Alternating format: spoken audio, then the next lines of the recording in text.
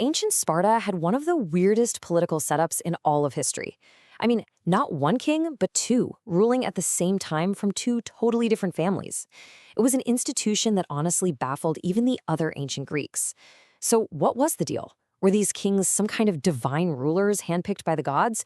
Or were they just high ranking generals, kept on a really tight leash by the state? Well, that's exactly what we're going to unpack. And this slide right here gets to the absolute heart of the puzzle. On the one hand, you've got the myth, which Herodotus wrote down for us, this epic origin story of a direct line all the way back to the hero Heracles. But on the other hand, you have the cold, hard reality that Xenophon describes, a monthly ritual where these supposedly divine kings had to swear an oath to a board of elected officials, the ephors, promising to obey the law. See the conflict? That's the tension we're going to explore. So, to get to the bottom of this, here's our plan. First up, we'll break down the royal job description, what they actually did. Then, we'll dive into the debate between the ancient historians themselves. After that, we're going to put those theories to the test with some pretty dramatic case studies of kings who ended up on trial.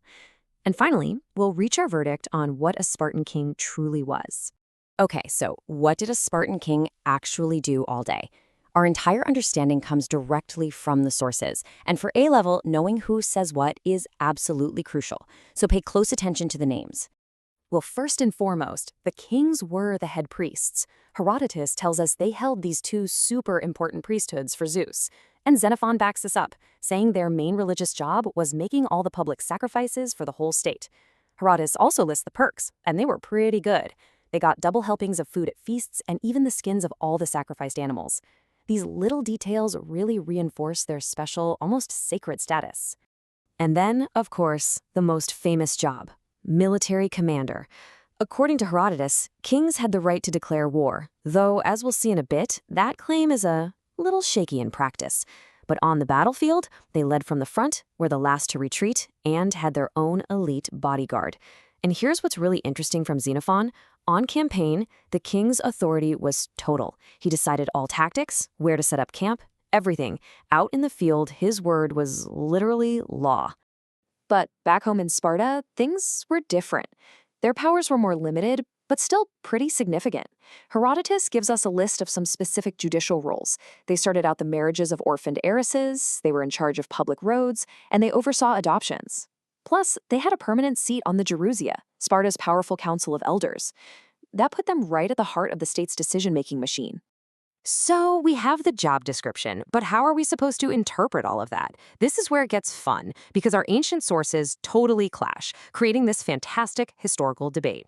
Let's look at the showdown, the idealist versus the skeptic. In one corner, we have Xenophon. Now, he was an Athenian who actually lived in Sparta and really admired it, so he gives us this very idealized picture.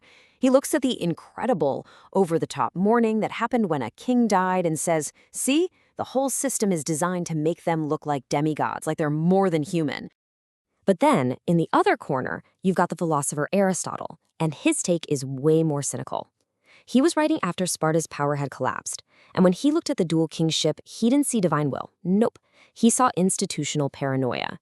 He basically argued that the state fundamentally mistrusted its kings, and the whole reason for having two of them was to make sure they'd be rivals, keeping each other in check so they couldn't get too powerful. Okay, so this slide is super important, especially for your essays. We have to be critical historians, right?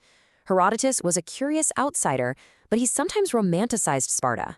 Xenophon was basically an insider, but his pro-Spartan bias is written all over his work. And Aristotle was a brilliant analyst, but he was looking back after Sparta was already past its prime. The bottom line is, you can't just take any one of them at their word. You have to weigh what they say against the actual evidence. And that is exactly what we are going to do right now. Let's put the theories from Xenophon and Aristotle to the test against the messy, harsh reality of what actually happened to some of Sparta's most famous kings. So, meet Pausanias.